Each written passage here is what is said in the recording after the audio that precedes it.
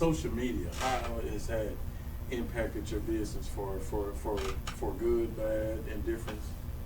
Social media is a must in business. I tell people all the time, man, get your social media campaign together. Make sure you own social media. Make sure you're active on social media. Now, do I get people from social media in my cleaning business? The question would be, I don't know. The reason why I don't know is because it plays a part of the marketing. Right? So I would say yes. I would say yes, I do get them because when I meet a client and the client wants to say, hey, a potential client wants to see if I'm a reputable company, they go to my social media. So what my social media does, it gives history, it gives substance to my being, being out there with the people. You know what I mean? So it gives substance. So I have gotten somebody from Facebook. I've got an Airbnb clean from Facebook that lasted about maybe $600 worth. You know what I mean? I got that, and I have had some people reach out from Instagram posts. You know, so yes, it does. It does turn people over, but I get most of my business from Secret. it's positioning. I get most of my business from positioning in Google. Once you and inside of that is also a tip to this. Man. I'm gonna give y'all all my stuff. All right, look, here's another one, man. When you set up your business, a lot of times I set my business up to get for business credit. We're not gonna get under that right now. I hope I don't know. Yeah, we go. But what I did was I got me you already done it, but What are some of the challenges that you've had to even just bring it to fruition? You know, to When you have something like this, people will try to tell you everything they can in order for you as the person with that gift that it can't be done, that there are too many roadblocks, that there are, you're going to face too many struggles, you're not going to have enough money. But it's really not true. Like, I don't know, I did a little work with as seen on TV people and like Shark Tank, but nothing against those people at Shark Tank or as seen on TV. It's just like a matter of alignment and being able to find your like tribe, I think of myself,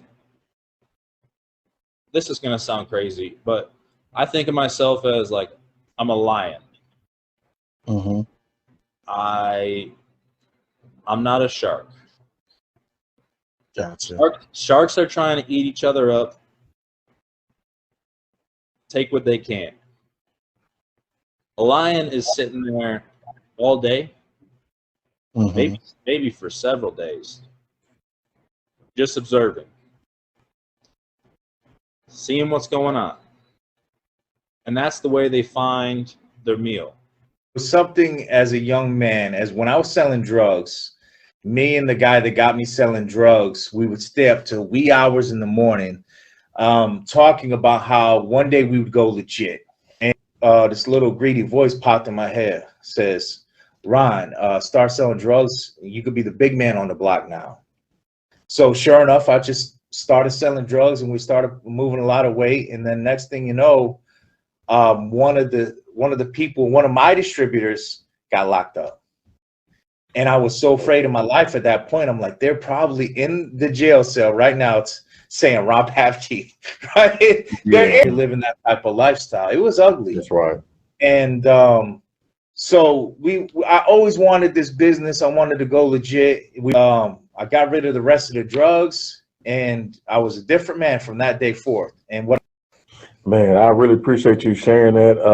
And one of the reasons that me and my staff, we decided to do this podcast is for some of the youth not to make the same decisions that we made. I did the same thing in my teens and my 20s. I sold drugs. I got sold drugs, and the cleaning business was my exit out. My exit out, got into trouble, and I thank God that that was my exit out. And sometimes I know, at least in my neighborhood that I grew up in, a lot of the entrepreneurs that I saw daily were drug dealers. And unfortunately, I repeated that process myself. Unfortunately, and thank God today, and it's one of the passions that I have, and some of my staff as well, that we don't. If something we can do to encourage people, other entrepreneurs, and also to encourage the youth that they don't have to sell drugs, and that you can make it without that, and start a business without having to sell drugs or gangs today. That what gave you the idea of starting your business? Thanks for asking, man. That's my favorite story to get into. All right, so not having many skills and many things to rely on. When I was younger, just being a knucklehead, running around, just not really focused as I should be. Ended up looking for some opportunities as I wanted to settle down. I ended up at our local hospital, which I believe is still the largest employer in the county. So I was like, all right, I know I can go get a job there, man. They hired a lot of folks. Let me go see what's going on. So I ended up with a per diem weekend shift in the trauma unit. So when folks would come in, whatever the trauma may be, I was the one that cleaned up those trauma bays and got them ready for the next person to come in. I got asked to be on the floor team eventually, and I took it. That was a full-time opportunity. So that trauma bay opportunity was weekends only. When they liked how I did my job, got opportunity to do the floors, and I fell in love with stripping and waxing. My man, I just loved taking a beat up floor and being able to flip that around, and I just loved it. And I would get a lot of attention based off of that. Doctors, nurses, hey, Smiley, when are you gonna come through my house? When are you gonna do my floors? And I was like, a light bulb. You start to do the math, and I just figured that this is a service I was good at and something that I could provide to my community. Took the idea home to my wife. 10 years later, here we are, man. So it's just been a crazy fun experience and just blessed. I like your logo. I see that it's in the back, and you see repping that, and is that important as well? It is important because I feel like your name is everything. You know what I mean? Mm-hmm. And in the beginning of our years, we was handing out cards, handing out flyers, doing this and doing that. And now, when I walk around, people, yo, that's the Two Brothers guy. Yo, that's this guy. Oh, that's the cleaning guy. And one time I was in a Wawa here, and I heard a kid. I didn't even see the kid. I just heard a kid and say, "Mom, that's the carpet guy." And I turned around and I did their carpet some time back. And it's just your name is everything. So when you do good work, that's your brand all in itself. So people would see, oh yeah, this guy, he knows what he's doing and he's serious about who he is. And your name is everything. If you give out sloppy work, your brand is tarnished. You know what I mean? But when you do good work, as far as your logo, and even with your logo, your work as well is your brand. You know what I mean? And how you uphold yourself is your brand as well. That's all. And been out sitting in a tent in the backyard hunting. But the thing is, hunting season is only so long. That's right. So you got to take advantage of that season. Any season you're in, you got to take advantage. And a lot of time, even us as cleaners, we need to think about that. Be like, farmers during harvest season, they're never going to be outside their tractors, right? They need to be in their tractors during harvest season. They got a certain amount of time they have to harvest their crops that they worked on planting all year.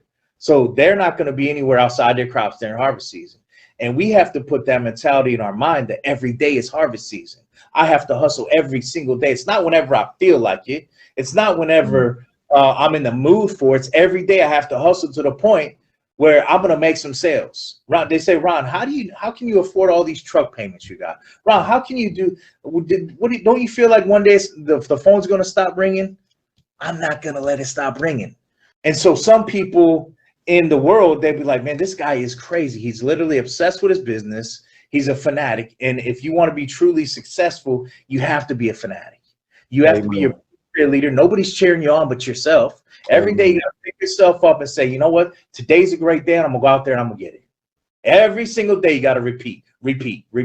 There's no, even on your worst times when you don't even want to be working, somebody's going to see you somewhere, and you're going to have a business card in your wallet because they're going to ask you for a business card, right? And we have about 100,000, probably a little less than 100,000 folks we know the target area. So I like to stomp the concrete, man. I like taking a little goodie bag. I like softening up that person that's at the door. Her job, and the reason I believe the person at the door, him or her, was put there to make sure we're not able to bother the decision maker. And what do we want to do? We want to bother the decision maker. So I always suggest sweetening up that deal. If you can go door to door, bring something for that person at the desk. Somebody to soften them up. See if you can, whether it's a goodie bag, whether it's a treat, whatever it can be, in order to build that relationship. Because I truly believe that people buy from who they know, they like, and they trust. And in order for people to know, like, and trust you, you need to touch them multiple times and not try to just sell them. You need to build that relationship. And I think that's what we've always stood strong on. I want to come in, try to build a relationship, and then we can talk business after that. So that would be a tip for me. Go hit the concrete. Don't try to oversell. Make your approach. Try to soften up some of those sweet spots where you want to get in, and then hit them with some deeper material. That's good. Will that be the term gatekeeper? Is that what? Yeah, that's what I'm talking about. That's right. That's right. What's their job, man? Their job is to make sure you don't get back behind that desk. And I respect it. So I try to bring in, whether it's some donuts, whether it's a goodie bag with pens and things that she can use in her area, something to sweeten up that deal. And then, maybe I can push forward from there and get some more information. Sharks just want to eat, right? Yes, savages. Lions want to provide. That's correct. Now they're both killing something, right? But the way that they do it, I think, is important. And I'm trying to model my life and the way that I run my business around the way that a lion eats, as opposed to the way a shark eats. Now, if maybe your next question is, have you been on Shark Tank? Do you want to go on Shark Tank? Yes, I will go on Shark Tank. Definitely curious. Yeah. Shark Tank. Whether or not I strike a deal with those guys, it depends on the deal. The great thing that they do have going for them is the huge audience and the huge the huge following. They've made a name for themselves, and that's great for them. You can get great exposure on Shark Tank. It's just right now I don't want 200,000 for 10%, because they're getting a better deal. You know what I mean? 200 million in a year or so. Yeah. Well, I mean, you look at Scrub Daddy and what they've been able to do with Scrub Daddy. Yes. I bet you whoever the guy was that made Scrub Daddy regrets getting that investment from Lori, because Lori's share of that company, I can't remember if it was 10 or 20%, but for 20,000,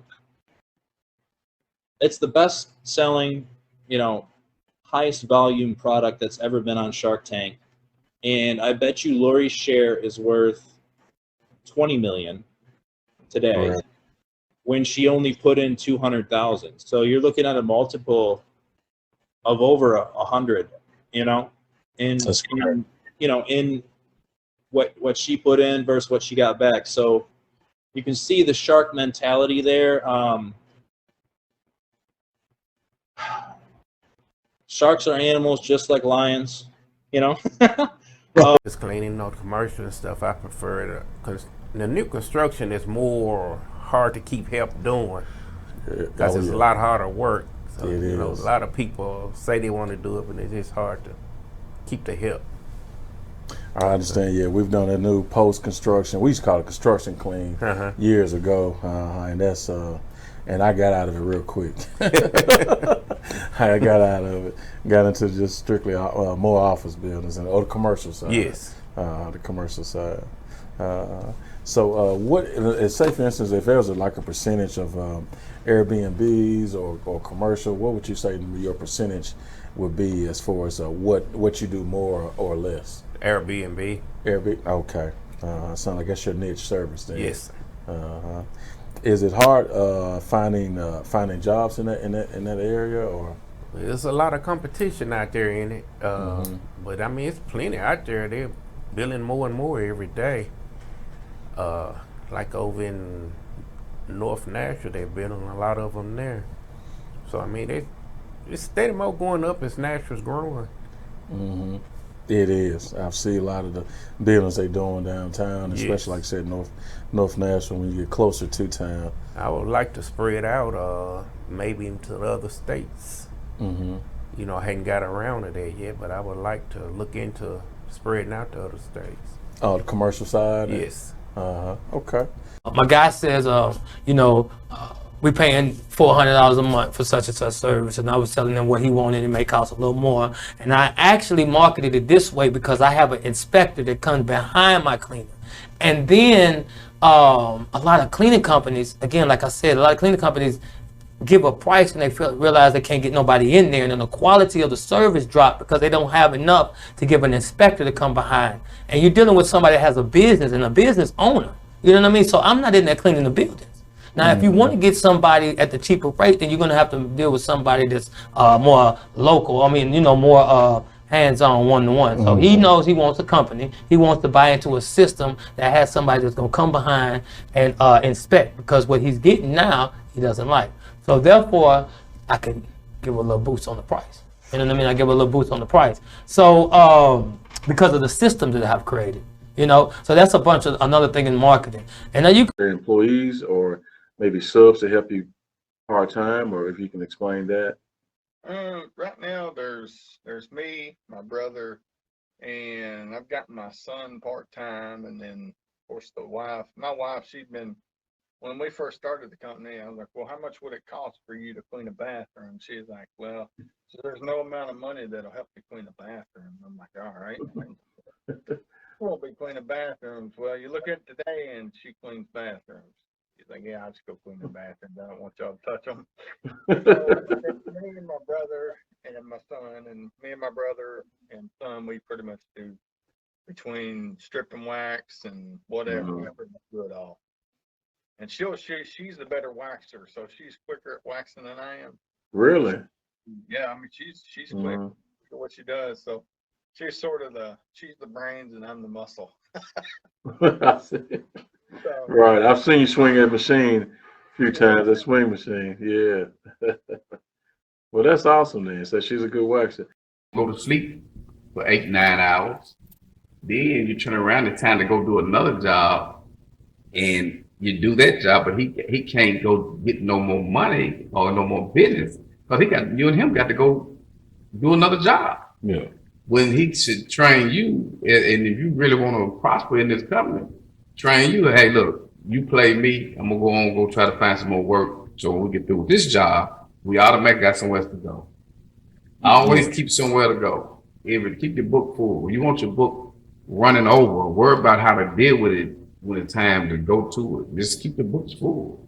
That's my motto. If my books is not full, hey, on me, it's a lot of stress, of course. I'm looking for pen and paper. Yeah, I mean, real estate be going up, my marketing business going up, and it's already showing you my cleaning business. I just told you about the cleaning business with the contracts for my marketing business. So now I spent we said $65,000 right in 2 years. I figured this out.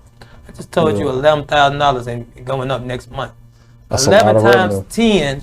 Let's say 10 months. That's $111,000. What's it? $111,000. Just added to. Yeah, $111,000, right? So I spent $65,000. Now, if I keep these contracts in for a year, the marketing business got me $111,000 worth of revenue, which I spent 2 years trying to figure this out. And now it keeps going because now it pays for itself. It's a business that pays for itself. It pays for itself by growing my cleaning company. And I give bonuses and increases and all that type of stuff. Hey, pretty soon I'm gonna just have this thing running, man. It's like I said, it's the foundation. And also, what made you decide to become an entrepreneur and start your cleaning business? Well, I've tried in other business. I had a restaurant, a grocery store, and, you know, and it seemed like the cleaning business was a booming thing at the time, and I have done it off and on since I was a kid. And so, you know, I've just got back into it, and I enjoy doing it. It's peaceful, and you know, it's really, you don't stress over it, and I just think it's a good business to invest in. But you got to be serious about, you know, investing into it and putting your time in it. You know, it's just nothing to play with, but it is a business. You know, like I say, your customers want the best out of you.